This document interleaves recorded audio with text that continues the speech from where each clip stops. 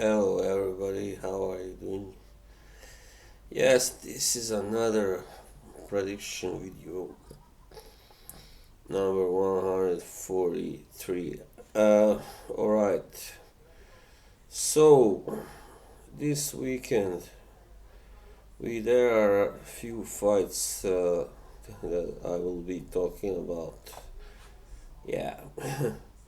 Alright, but first one, Vasily Lomachenko is returning for the first time after his second loss to Teofimo Lopez, of course.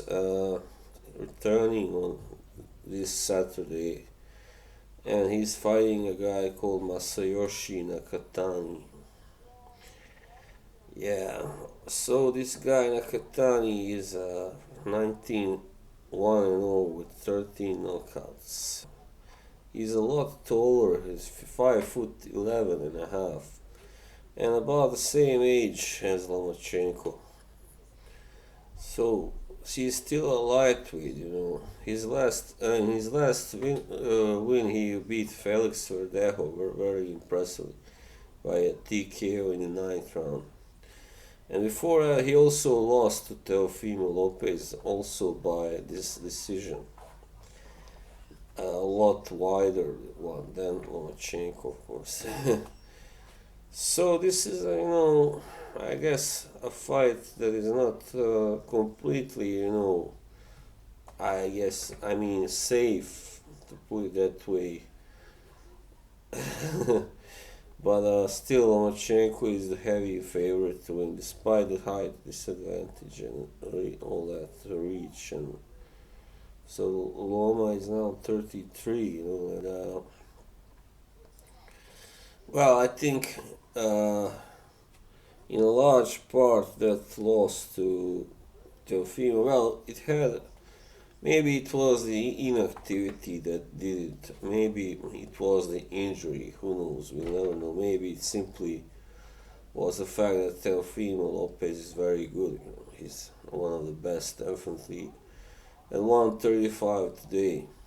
It was still a close fight. I thought it was closer than maybe many of you even had it. But Lomachenko should still not be written off, of course. So, but against this guy, of course, he's not been stopped, Nakatani. He's only lost to Teofimo. So, as I said, so this is a potentially dangerous fight for him. I mean, it's not the one where it's a given that he will win, of course, but he should be able to, because he's a superior boxer and mover, and is faster, I guess. The smaller man usually is faster than the bigger man. So yeah, I think maybe it will be a pretty competitive fight, at least for a while. But then Loma will just do his thing and outbox Nakatani, or maybe he will just completely shut him out. Who knows? It seems that Teofimo did that, judging by the scorecards. I didn't see the fight, but anyway, Lomachenko should be able to outbox him and win. On points, most likely. I don't see him, of course, stopping this guy if Teofimo failed to do it. So, Lomachenko is not the harder puncher. Teofimo is actually. He does have some pop, of course, but not some kind of really devastating hitter at 135, Lomachenko. So, my prediction is that he wins on points, Mr. Loma. High tech. Alright, and the next fight. This one is also at or actually it's 140 between Gervonta Davis and Mario Barrios. So this guy Barrios is pretty unknown to me, but he's got a pretty good and solid record. He's 26-0 with 17 KOs. A tall guy, a lot taller than Gervonta, 5'10". 71-inch reach. That doesn't really matter when you are facing a guy like Tank. So, I don't know why I always have to do this. Such a bar.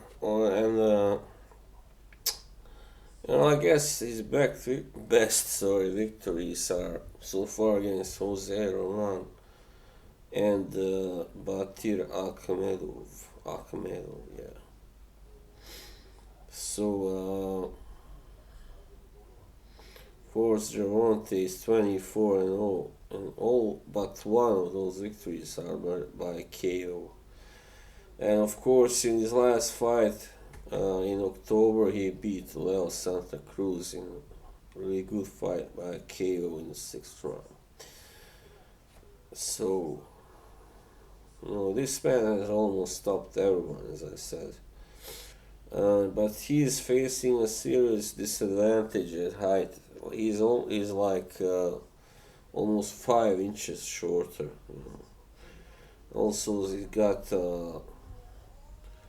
3.5 inch, I believe, reach disadvantage. But as I said, he's not that type of fighter who fights on the outside. Is he? No. So it shouldn't really make any difference. I can see him also, just kind of walking down this guy Barrios, but it will be a pretty good fight, I trust. But maybe it will go the distance, maybe not. But anyway, Davis, I believe, is the most likely outcome. But he still hasn't fought a true light welterweight because Leo Santa Cruz is not, of course. He's a former super bantamweight featherweight who just kind of outgrew those divisions and all that. And he's not prime anymore. He wasn't. So this will be his first, fight against a natural 140 pounder for Davis. So maybe he will not win by a knockout, perhaps even. But I am not really excluding that possibility either. Yeah. So that's the one he's going to win. Either if he wins by knockout, it will not be early also. I doubt it will be somewhat after the 6th or 8th round even, most likely. Yeah, alright, moving on. Let's see this. And then a really good matchup at 154. Erickson Lubin versus Jeison Rosario. Banana. So this is a matchup between two guys who really, can hit and are offensive fighters, both of them. And they are both very tall. I mean, not for the division. They are, rather tall. Rosario is 5'11", so that's pretty good height. But maybe not any longer now. Once upon a time it would be. But now you got guys like, Willie Nelson and Jared Hurd previously also, who are very, 6'1", 6'3", and so it's becoming more and more, a standard height, 5'11", for that division. And Lubin is 5'9.5", so he's not really a tall super welter. But he's definitely, I would say, the harder puncher of the two, because even though this guy Rosario has won by a knockout or stoppage often, hasn't been really that many clean knockouts, while Lubin does have a few more, I guess. And Lubin is looking, to re-establish himself, of course, still after the devastating loss to Jermel Charlo in 2017. And he's been doing pretty well, lately. he beat Tishay Smith. He was already old, but anyway, he stopped him in 3 rounds only. That was kind of impressive. Then he beat Zachariah Atu TKO 4 rounds, and Nathaniel Golimur. That was pretty good.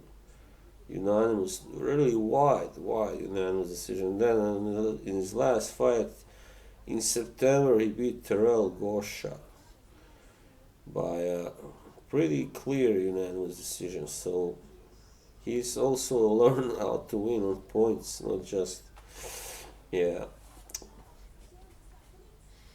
So I don't know really. This fight also can go the distance very well, but also, given that both guys are, come forward punchers, may very well not. So that's the conundrum. It's pretty hard, to predict a fight like that. But still, if I would have to, I would, just for the fun of it, I guess, go for a knockout for Lubin. Because I think Rosario is now maybe ruined also after he lost to Jermel Charlo, so by a knockout. So, yeah. Rosario may be just another guy who, there are guys who come along, some they get one really good or pretty good win, and then afterwards they just don't do anything else. So that's what he did against Julian Williams. That was a pretty good win. It wasn't a great win, but pretty good. But Lubin is still looking for his, really good win.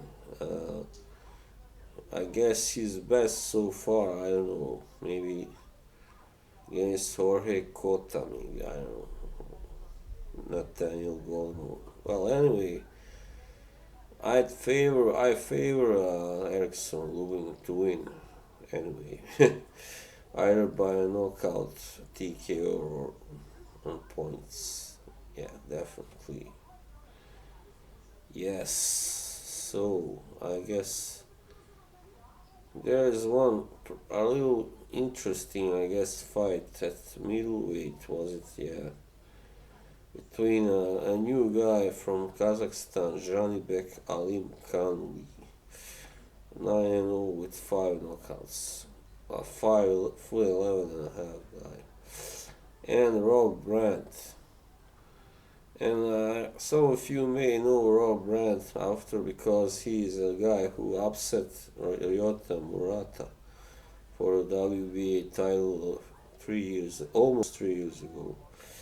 Since then, he was stopped by Murata in a rematch. And he actually used to be a super middleweight, this guy, Rob Brant. He's almost 6'1". Yeah.